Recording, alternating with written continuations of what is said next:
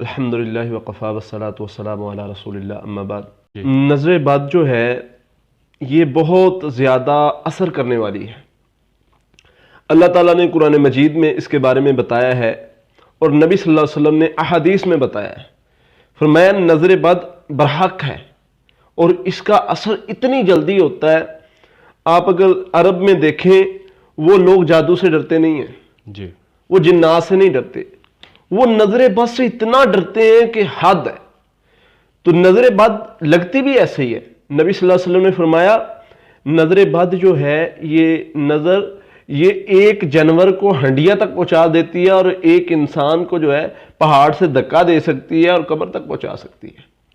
اتنا زیادہ اس کا اثر ہو سکتا ہے۔ یعقوب نبی وہ کیا اپنے بیٹوں کو نصیحت کر رہے تھے علیہ السلام، بیٹوں کو بھیجا ہے تو نصیحت کی، میرے بیٹو جب تم اس بادشاہ کے دربار میں جاؤ، 11 بیٹے تھے، وہاں پر جا کر تم نے ایک دروازے سے داخل نہیں ہونا۔ بیٹوں کو نصیحت کر رہے ہیں کہ ایک دروازے سے داخل نہ ہونا، کیوں؟ میں تمہیں اللہ کے حکم سے بچا نہیں سکتا۔ اللہ تعالیٰ نے قرآن مجید میں ویسے ہی ذکر کر دیا کہ میں نظر بد سے بچا نہیں سکتا۔ فرمایا اگر کوئی چیز تقدیر کو بدل سکتی ہوتی تو وہ نظر بد ہے، وہ نظر بد۔ اتنا زیادہ سخت اثر ہے اس کا، ادھر نظر لگتی ہے اور فوراً اثر کرتی ہے۔ ایک انسان اکثر شادی میں، اسکول میں، کہیں بھی کوئی فنکشن اٹینڈ کرتا ہے تو اس کو نظر لگی ہے تو اس کی علامات میں پہلی چیز یہ ہے کہ اس کی طبیعت کسی فنکشن سے آیا ہے نا، اگر اس کا فوراً سر درد کرنے لگ گیا، طبیعت بوجھل ہونا شروع ہو گئی، سمجھ لے نظر لگ گئی ہے۔ اچھا، اور دوسری اس کی علامت یہ ہے رنگ جو ہے نا، رنگت انسان کی تبدیل ہونا شروع ہو جاتی ہے، اچھا، انسان کی رنگت جو ہے زرد مائل ہو جاتی ہے۔ یہ بھی ایک علامت ہے۔ اللہ کے نبی صلی اللہ علیہ وسلم کی ایک بیوی امہات المومنین میں سے وہ بیٹھی ہوئی تھی تو اللہ کے نبی صلی اللہ علیہ وسلم تشریف لائے، آپ نے دیکھا ان کے پاس ایک بچی ہے، اس کا رنگ جو ہے وہ زرد مائل ہوا ہے، اور ایک حدیث میں آتا ہے کہ اس کے چہرے پر سیاہ رنگ کا داغ تھا۔ اچھا، تو اللہ کے نبی صلی اللہ علیہ وسلم نے فرمایا اسے قرآن سے دم کرو، اسے نظر لگی ہے۔ تو بعض کہتے ہیں، بعض علماء نے، محدثین نے اس میں کہا ہے کہ جس بچی کے چہرے پہ وہ رنگ کا داغ تھا نا، سیاہ رنگ کا، جی، کہتے ہیں اس کو جن کی نظر لگی ہے۔ جنات کی بھی نظر لگ جاتی ہے اور انسانوں کی بھی، انسانوں کی بھی نظر لگ جاتی ہے۔ اسی لیے نبی صلی اللہ علیہ وسلم نے فرمایا کہ خود کو اتنا بڑھا کر نہ بیان کیا کرو، یا خود اتنا کچھ بن کے نہ سامنے آیا کرو۔ ایک انسان ہے نا، اس کی سٹیج ہے تو وہ اس سے زیادہ بن کے آتا ہے سامنے، تو پھر وہ نظر لگ جاتی ہے۔ اچھا، اور اس سے بچنا کیسے ہے؟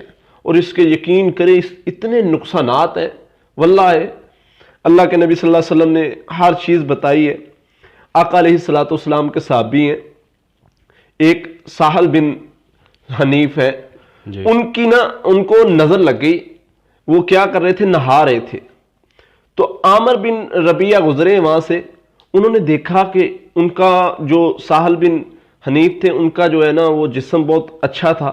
اب انہوں نے کہا کہ واہ کیا جسم ہے اس کا، کیسا اس کا جسم ہے، اس کی تعریف نہیں کی، ماشاءاللہ نہیں کہا، اللہ کا نام نہیں لیا۔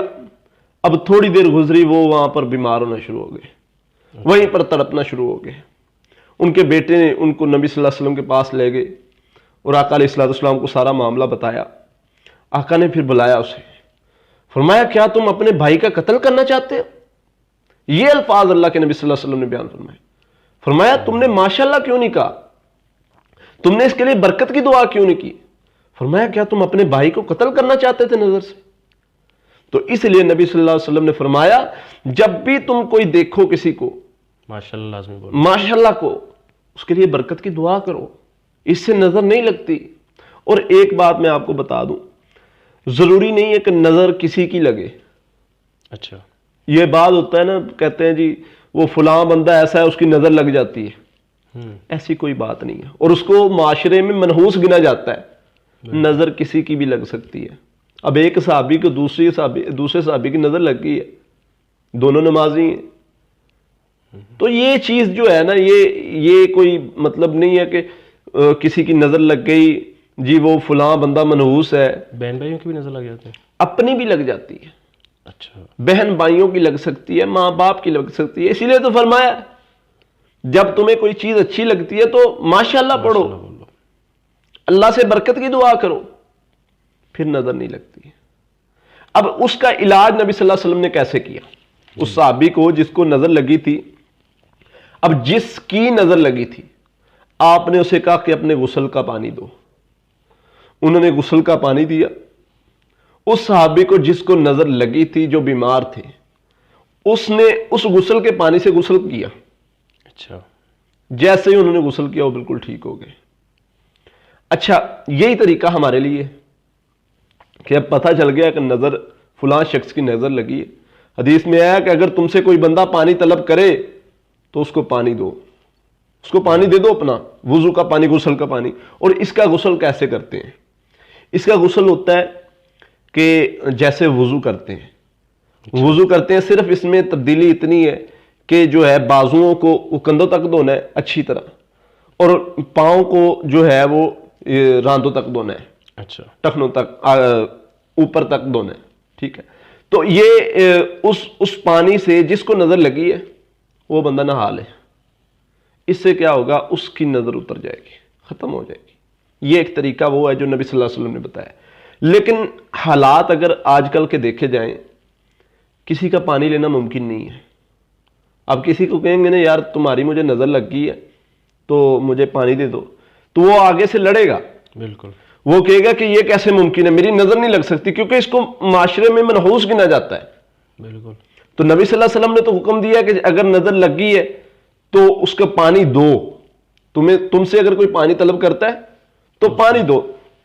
تو علماء بزرگ یہی تشخیص یہاں پر یہی کہتے ہیں، یہی مشورہ دیتے ہیں کہ وہ اپنے والدین کا پانی لے لیں، ان کے وضو کا، ان کے غسل کا پانی لے لیں. اگر اب بیٹے کو نظر لگی ہے، وہ نمازی ہو، ماں باپ میں سے جو نمازی ہے اس کا پانی لے لیں. اور ایک اور چیز اس میں، کوئی بھی بیماری ہے غسل کے پانی سے غسل کر لیں.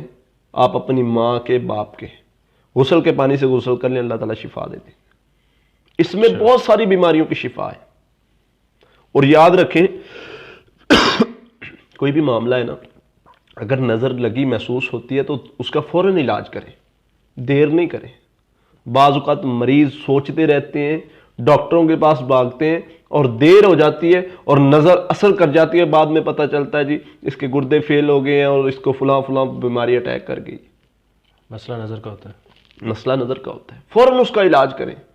اگر آپ کو پتہ چل جائے، علامات نظر آ رہی ہیں، تو آپ اس کا علاج کریں. دوسرا علاج جو ہے، اچھا اگر آپ کو نہیں پتہ چلتا تو آپ ماں باپ کا پانی لے سکتے ہیں وضو کا، آپ کسی نمازی کا پانی لے سکتے ہیں، خامد بیوی کا پانی لے سکتے ہیں. اگر نظر کس کی لگے یہ پتہ نہ ہو، یہ پتہ نہ ہو، اگر وہ اگلا بندہ پانی نہیں دے رہا، آج کل تو یہ ٹرینڈ ہے نا، اگر آپ مانگیں گے تو وہ نہیں دے گا، تو اس لیے.